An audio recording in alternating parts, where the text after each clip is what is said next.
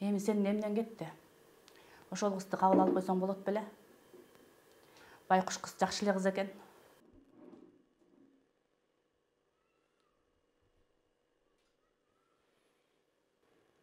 Мага ажырашкандардын кереги жок.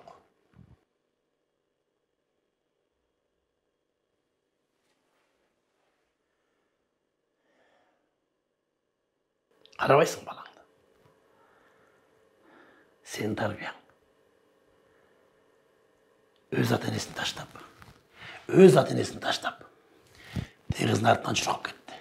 Ажырашкан болсо эмне болуптур? Балаңа ошол кыз жагып жатса, макул болуп койсоң болбойт беле?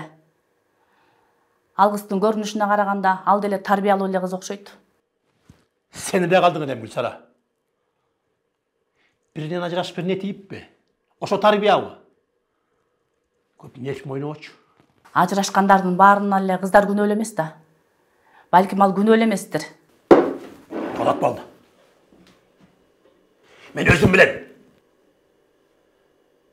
Мага жубандын кереги жок. Түшүндүңбү? Экинчи жанакыла жөнүндө сөз кылсаң, мага тарынбаган.